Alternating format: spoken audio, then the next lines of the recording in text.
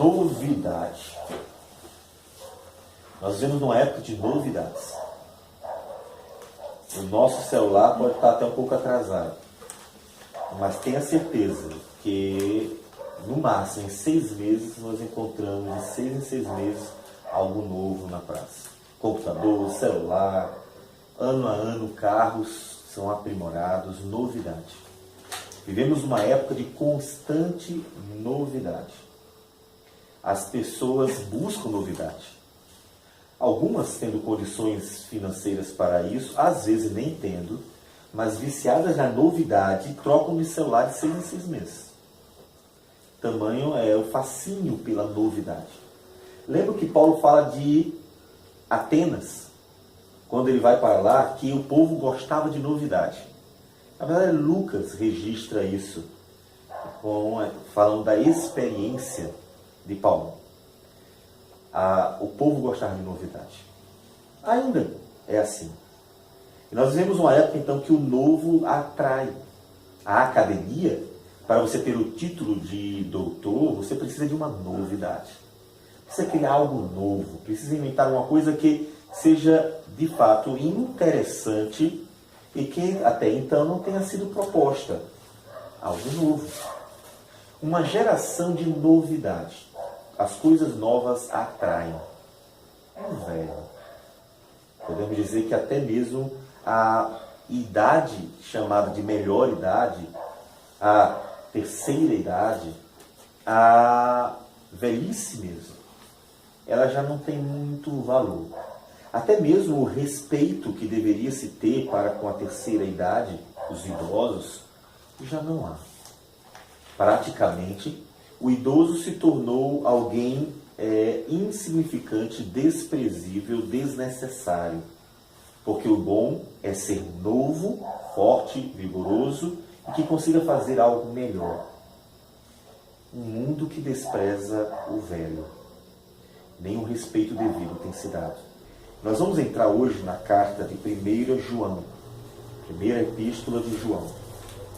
João está combatendo novas doutrinas, coisas novas que surgiram, e apresenta para a igreja o velho evangelho, que não muda e que continua sendo o meio de salvação do povo de Deus, daquele que crê, bem como sendo o poder de Deus para transformar vidas e fazê-las viver uma vida agradável ao Senhor.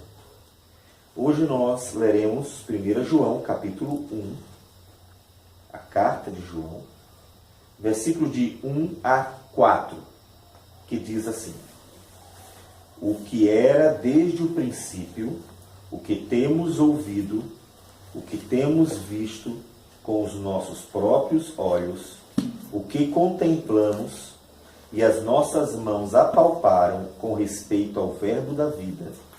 E a vida se manifestou, e nós a temos visto, e dela damos testemunho, e vô-la anunciamos, a vida eterna, a qual estava com o Pai e nos foi manifestada.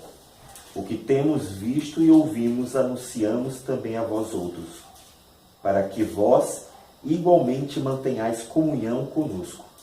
Ora, a nossa comunhão é com o Pai e com o seu Filho, Jesus Cristo. Essas coisas, pois, vos escrevemos, para que a nossa alegria seja completa. Senhor Deus amado, obrigado por tudo.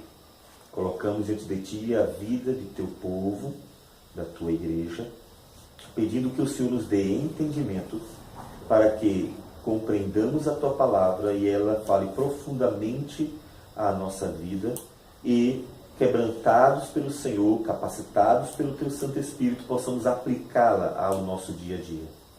Abençoa-nos, Senhor, é o que nós te pedimos. Em nome do Senhor Jesus. Amém, Senhor. Amém. João precisa relembrar à igreja que o velho evangelho, o evangelho que não muda, é sim ainda o poder de Deus para a salvação, é o instrumento para nos dar vida, é aquele que transforma o nosso viver, é aquele que nos conduz à vida eterna. É o velho evangelho. Porque pessoas começaram a trazer coisas novas.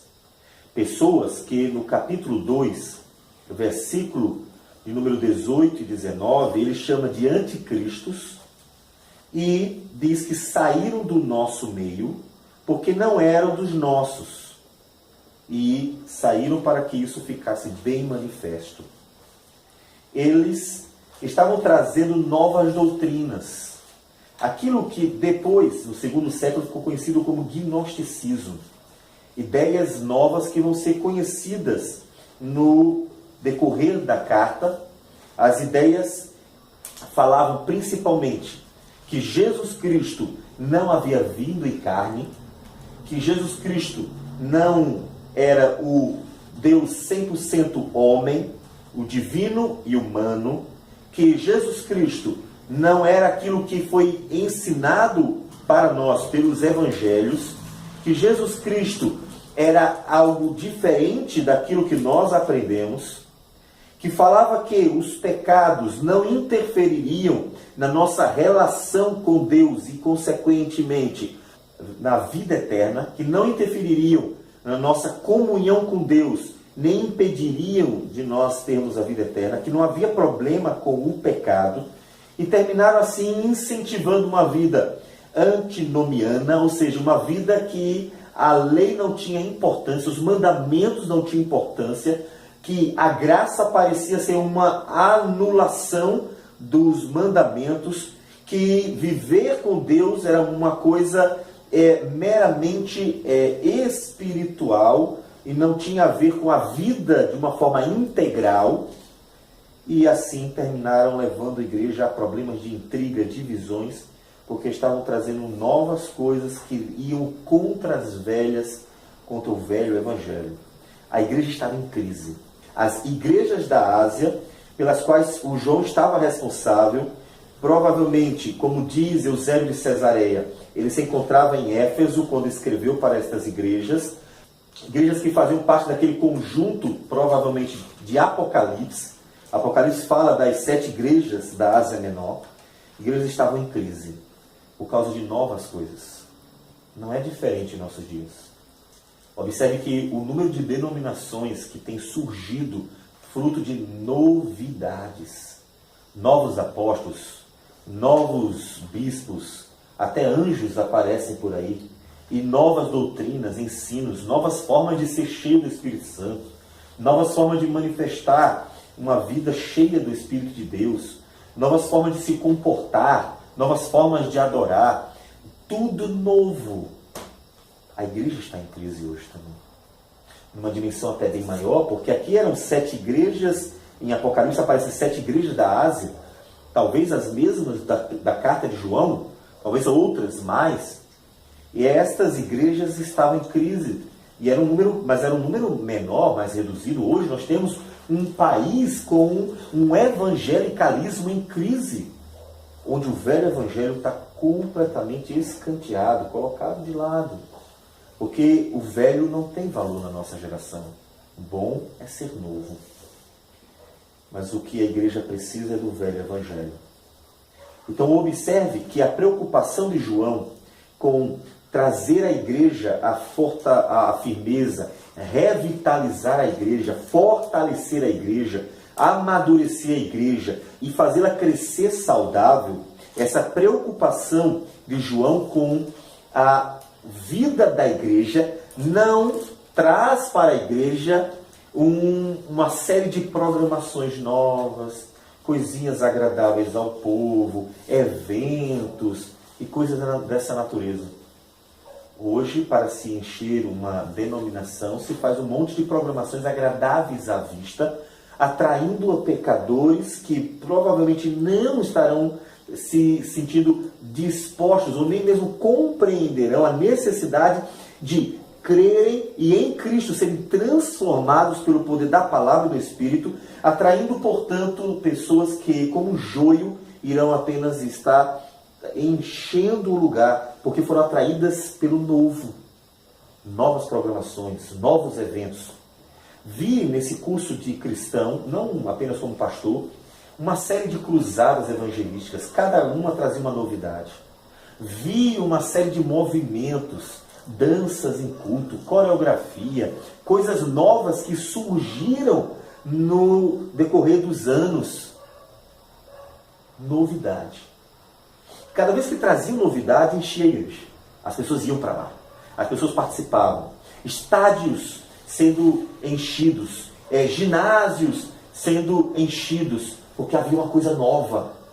E as pessoas gostam do novo.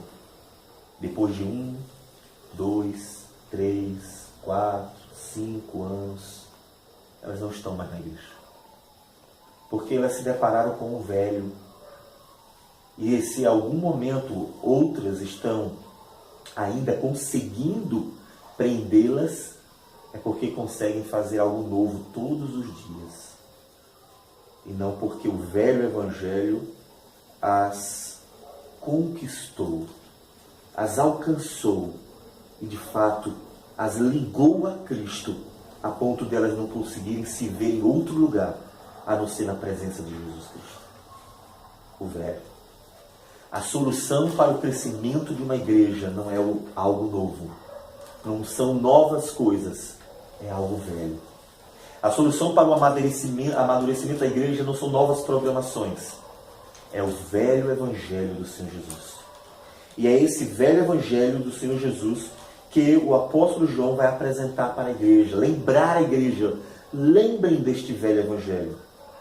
E ele começa dando seu testemunho particular, que envolvia, obviamente, todo o testemunho apostólico sobre o velho.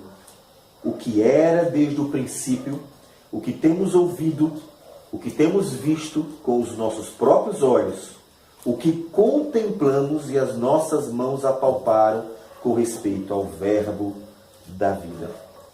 A princípio, em português, nós ficamos com a impressão que eles estão falando diretamente de Cristo.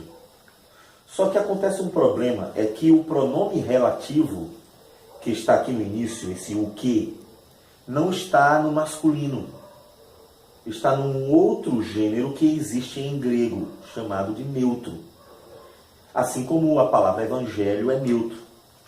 A melhor forma de nós compreendermos a quem ele se refere é não Cristo, a pessoa, mas o evangelho, que é o evangelho de Cristo. Tudo aquilo que ele fez, tudo aquilo que ele pregou, todo o seu ensinamento, toda a sua vida, toda a sua obra, o evangelho. João está dizendo, nós vimos o evangelho. 3 anos em que o evangelho estava em curso, nós presenciamos o evangelho, as boas novas. Boas novas que envolvem o nascimento de Jesus, que envolve o ministério do Senhor Jesus, que envolve o sofrimento do Senhor Jesus e que envolve a morte e ressurreição do Senhor Jesus. Nós estivemos lá.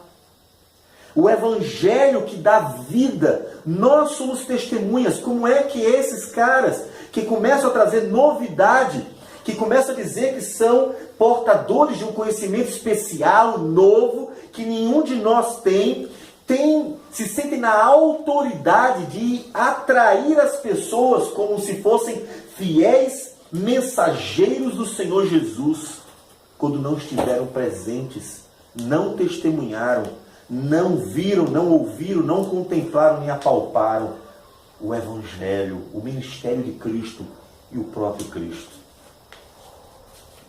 João atrai a igreja para aquilo que foi ensinado para ela. Os 4 evangelhos, incluindo o próprio evangelho, então, de João, que já fora dado à igreja. João está testemunhando aquilo que eles conheciam desde o início. Aquela obra maravilhosa que fora contada por João e que no final do evangelho ele diz que fora revelada para a igreja com o propósito que as pessoas crescem que Jesus é o Cristo, o Filho de Deus, e para que crendo tenhais vida em seu nome. Agora João tem que relembrar.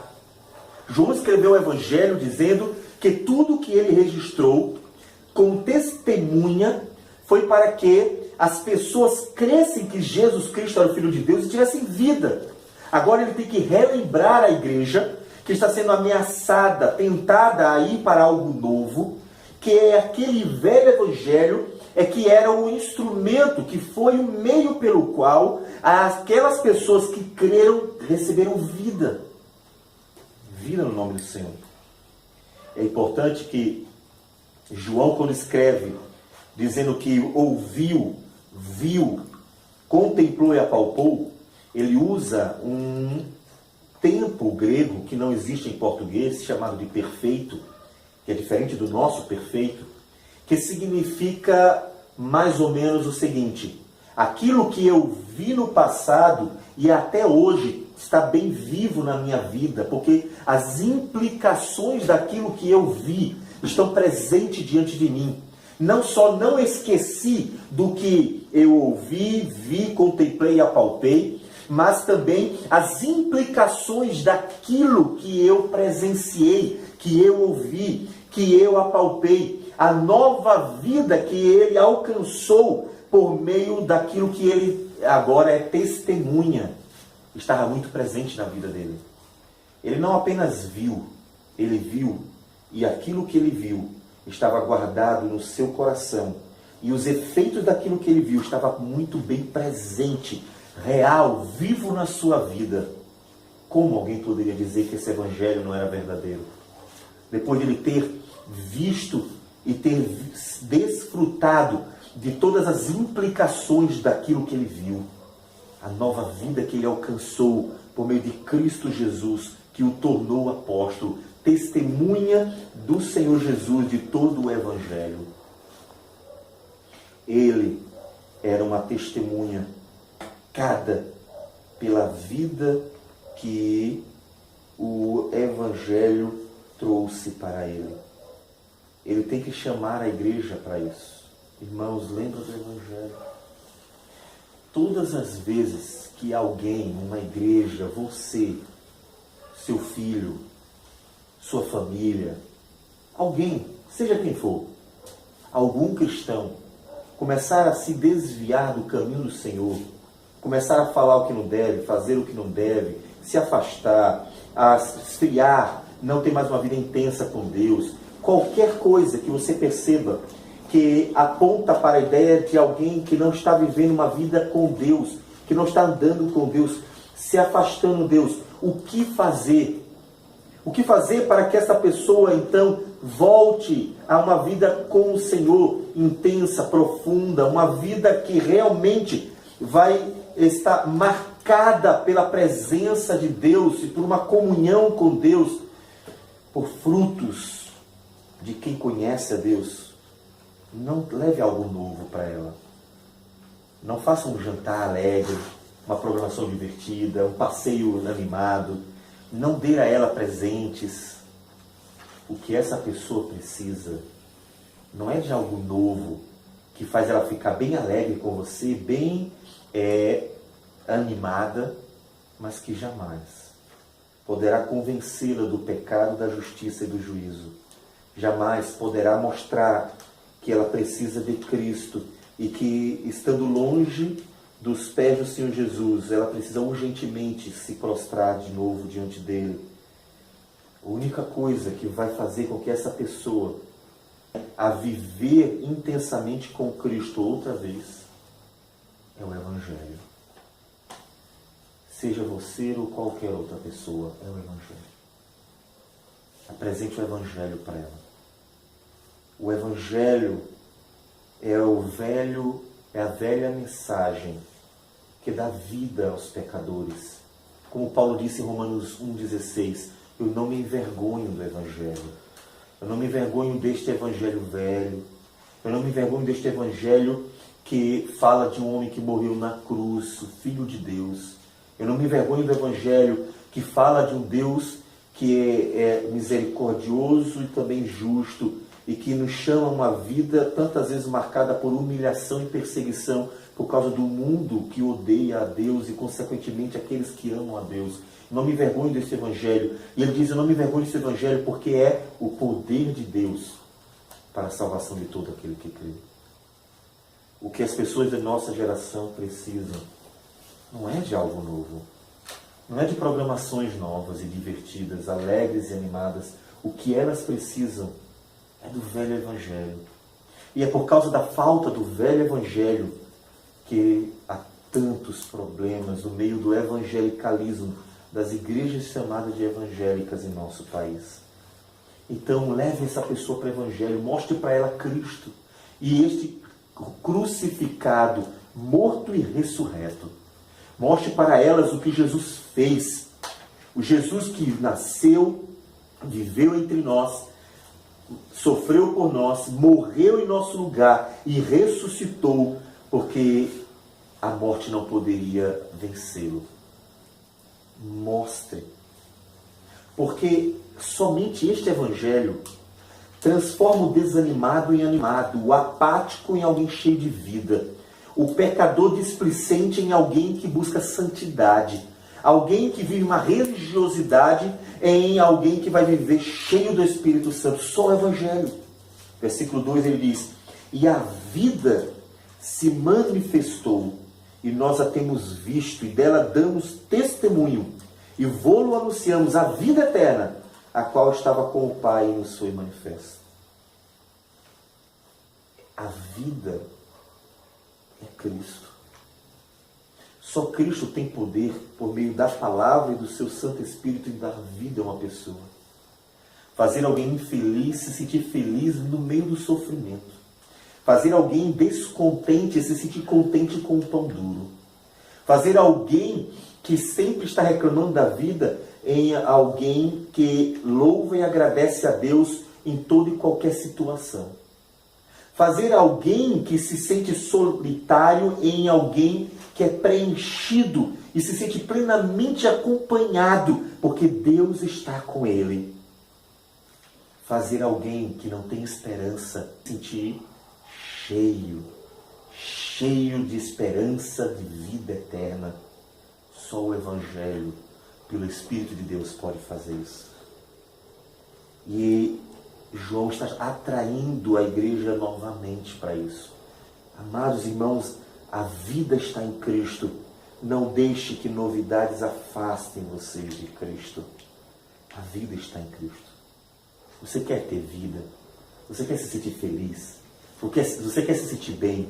Você quer que a igreja seja animada, motivada, alegre, evangelizadora, bem edificada, com comunhão saudável? Ou, usando as palavras de Atos capítulo 2, versículo número 42, que persevere na doutrina dos apóstolos, no partir do pão, na comunhão, na oração e na comunhão. Você quer uma igreja que tenha temor, que tenha vida, como aqueles versículos de Atos 2, 42 a 47, nos conta a vida da igreja naqueles dias iniciais. Você quer evangelho. O que as pessoas precisam de evangelho. Por isso, fale do evangelho para elas. Ore por elas. Porque somente o Espírito de Deus, pelo evangelho, pode mudar essas vidas. E se você disser, mas pastor, eu tenho pregado com meu filho e não muda. Pastor, prego com meus pais e não muda. Pastor, prego para as pessoas, não mudam. Até para irmãos dentro da igreja e não mudam. Então o que eu faço? A única coisa que você pode fazer é continuar pregando. Porque se o Evangelho, que é o poder de Deus para a salvação, e o Espírito do Senhor não estiverem operando nesta pessoa, quem vai operar? Quem? Quem vai converter e atrair alguém a Cristo se o Evangelho não fizer? Quem vai dar contentamento ao descontente se o Evangelho não der? Quem vai dar alegria, felicidade àquele que se sente sofredor se o Evangelho não fizer? Quem vai mudar então essas vidas se o Evangelho, o poder de Deus, não fizer? Quem? Nem mesmo a mais atraente, divertida, alegre, motivadora programação que o mundo cristão possa inventar, nem mesmo ela poderá transformar o infeliz em feliz, o descontente em contente, o pecador um verdadeiro cristão? Ninguém. Então o que nós devemos fazer é o que João está fazendo. Ele está trazendo aqueles que faziam parte da igreja visível de volta ao Evangelho. Porque, como veremos na carta, muitos que saíram da igreja estavam perturbando, estavam atrapalhando a obra do Senhor, estavam tentando desviá-los de Cristo, estavam tentando afastá-los de uma vida plena com Deus, ensinando novas coisas. E João está trazendo eles de volta, não de um meio estranho, não por um meio estranho, mas por meio do Evangelho. João quer que eles tenham comunhão com eles, com o apóstolo, com os cristãos de todo o mundo, mas para isso eles precisavam do Evangelho. Um dos assuntos da carta é o amor. Ele fala várias vezes do relacionamento das pessoas, como agora ele fala da comunhão. A comunhão tinha sido quebrada, porque pecado entrou no meio da igreja, doutrinas falsas estavam contaminando a igreja, e esta perturbação estava atrapalhando, portanto, a comunhão dos irmãos. Como restaurar a comunhão? O que fazer para que haja comunhão no povo de Deus? Uma vida saudável com Deus entre os irmãos. Ele traz o Evangelho. Olha, para que vocês tenham comunhão, versículo 3, conosco, nós estamos lembrando que o Evangelho é o meio para isso. Porque o Evangelho é aquele que nos traz comunhão com o Pai e com o Filho. E só é possível haver comunhão entre irmãos por meio da comunhão com o Pai e com o Filho. Jesus Cristo. É a melhor forma para se trazer unidade e a única para fazer com que haja um corpo unido em Cristo Jesus. É o Evangelho. E era esse Evangelho que poderia fazer a igreja estar unida, saudável, em comunhão, que alegraria o coração do apóstolo ao fazê-los viver uma vida plena com Deus outra vez. Estas coisas, pois, vos escrevemos, para que a nossa alegria seja completa. Ou seja, por que estamos dizendo isso? Para que a gente fique feliz, alegre em ver vocês bem. Em ver que vocês estão saudáveis, que vocês estão firmes no Evangelho, que vocês estão perseverando em Cristo, que vocês estão andando com o Senhor Jesus segundo o velho Evangelho, como foi ensinado para vocês. Irmãos, é isto que as pessoas estão precisando. Elas estão precisando do mesmo Evangelho pregado há 2000 anos. É isso que elas estão precisando dentro da igreja cristã de hoje. Elas estão precisando fora dela. É isso que elas estão precisando para resolver os seus problemas pessoais e os problemas de relacionamento. É isso que elas estão precisando para mudar o comportamento e abandonar o pecado. É isso que elas estão precisando para se esvaziarem de si mesmo, a fim de se encherem da palavra de Deus, do Espírito de Deus, para uma vida plena com o Senhor. É isso que elas estão precisando para terem frutos de justiça e não marcas que são obras da carne. Elas precisam do Evangelho. Então é isso que temos que dar para elas. É isso que você deve dar para elas. Para todas as pessoas. Crendo como os apóstolos criam, como a palavra de Deus nos diz que devemos crer. Que o Evangelho é poder de Deus para isso. Que não há coração tão duro que não possa ser quebrantado pelo poder do Espírito e do Evangelho.